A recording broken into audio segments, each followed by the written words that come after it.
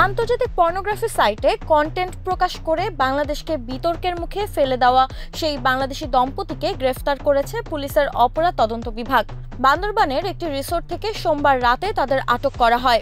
তারা নিজেদেরকে সোশ্যাল মিডিয়ায় বাংলাদেশের ১ নম্বর মডেল হিসেবে উপস্থাপন করতেন, কিন্তু বাস্তবে তারা আন্তর্জাতিক পর্ন ইন্ডাস্ট্রিতে ক্যারিয়ার গড়েছেন। ২০২৪ সালের ১৭ মে থেকে তাদের ১১২টি ভিডিও ২৬৭ মিলিয়নেরও বেশি ভিউ পেয়েছে।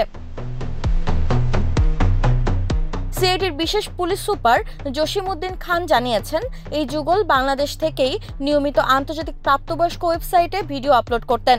তাদের পরিচালিত চ্যানেলটি বিশ্বের জনপ্রিয় পর্ন সাইটগুলোর একটি শীর্ষস্থানে উঠে এসেছে।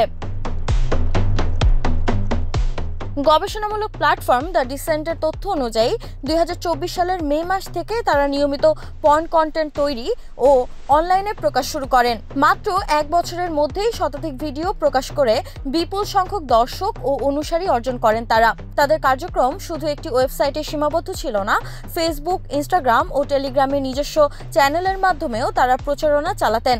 টেলিগ্রাম চ্যানেলে ছিল কয়েক হাজার সদস্য, যেখানে ভিডিও লিংক ও আয়ের তথ্য নিয়মিত শেয়ার করা হতো।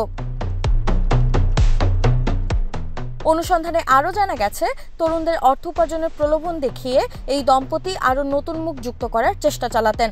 নতুন কন্টেন্ট ক্রিয়েটর আনুন, ইনসেন্টিভ পান, এমন বার্তা ছিল তাদের প্রচারণায়। বাংলাদেশের পর্নোগ্রাফি আইন ২০১২ অনুযায়ী এ ধরনের কন্টেন্ট তৈরি ও প্রচার একটি ফৌজদারি অপরাধ। সিআইডি জানিয়েছে, তাদের বিরুদ্ধে তথ্য প্রযুক্তি আইন ও পর্নোগ্রাফি নিয়ন্ত্রণ আইনে মামলা দায়েরের প্রস্তুতি চলছে। এই ঘটনায় আর কেউ জড়িত কিনা তা খতিয়ে দেখা হচ্ছে।